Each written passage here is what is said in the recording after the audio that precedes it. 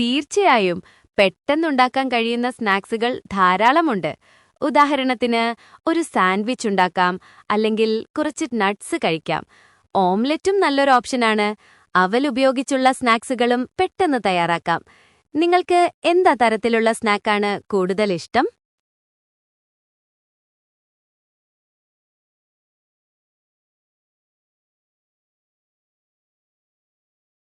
Bread വെച്ച് ഒരുപാട് snacks ഉണ്ടാക്കാം. ബ്രെഡ് ടോസ്റ്റ് ചെയ്യാം, സാൻഡ്വിച്ച് ഉണ്ടാക്കാം.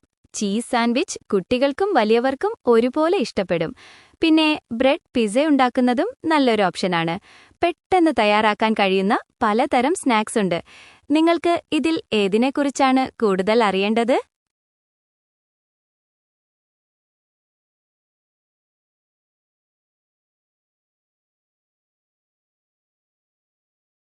ക്രിസ്പി സ്നാക്സിൽ ധാരാളം ഓപ്ഷൻസ് ഉണ്ട്. അവൽ പൊരിച്ചത്, കപ്പലണ്ടി വറുത്തത്, ഇതൊക്കെ പെട്ടെന്ന് തയ്യാറാക്കാം. ബ്രെഡ് വെച്ചാണെങ്കിൽ ബ്രെഡ് ക്രൂട്ടോൺസ് ഉണ്ടാക്കാം. ചെറിയ കഷ്ണങ്ങളാക്കി ബേക്ക് ചെയ്താൽ മതി. വെജിറ്റബിൾ കട്ട്ലറ്റ്സും ക്രിസ്പിയും ടേസ്റ്റിയുമാണ്. നിങ്ങൾക്ക് ഇതിൽ ഏതാണിഷ്ടം, അതോ വേറെ എന്തെങ്കിലും വേണോ?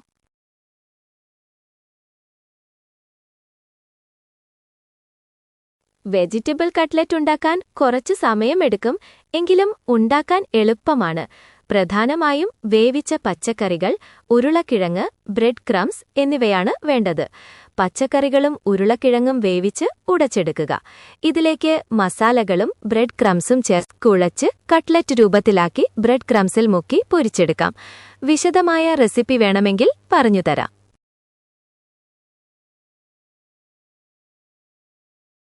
തീർച്ചയായും. വെജിറ്റബിൾ കട്ട്ലറ്റ് ഉണ്ടാക്കാൻ ആദ്യം ഉരുളക്കിഴങ്ങ്, ക്യാരറ്റ്, ഗ്രീൻ പീസ് എന്നിവ വേവിച്ചെടുക്കുക. നന്നായി ഉടച്ചെടുത്ത ഈ കൂട്ടിലേക്ക് ഇഞ്ചി, വെളുത്തുള്ളി, പച്ചമുളക് എന്നിവയുടെ പേസ്റ്റ്, മഞ്ഞൾപ്പൊടി, ഗരം മസാല, ഉപ്പ് എന്നിവ ചേർത്ത് നന്നായി കുഴയ്ക്കുക. ശേഷം ചെറിയ ഉരുളകളാക്കി ഇഷ്ടമുള്ള രൂപത്തിലാക്കി ബ്രെഡ് ക്രംസിൽ മുക്കി എണ്ണയിൽ വറുത്തെടുക്കാം. സ്വാദിഷ്ടമായ വെജിറ്റബിൾ കട്ട്ലറ്റ് തയ്യാർ.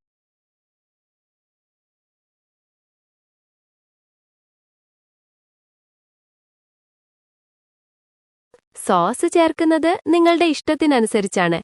ടൊമാറ്റോ സോസ് അല്ലെങ്കിൽ പുതിന ചട്നി പോലുള്ളവ ചേർക്കുന്നത് നല്ലൊരു കോമ്പിനേഷനാണ്. കട്ട്ലറ്റിന് കൂടുതൽ സ്വാദ് നൽകാൻ സഹായിക്കും. നിങ്ങൾക്ക് ഏത് തരം സോസാണ് ഇഷ്ടം?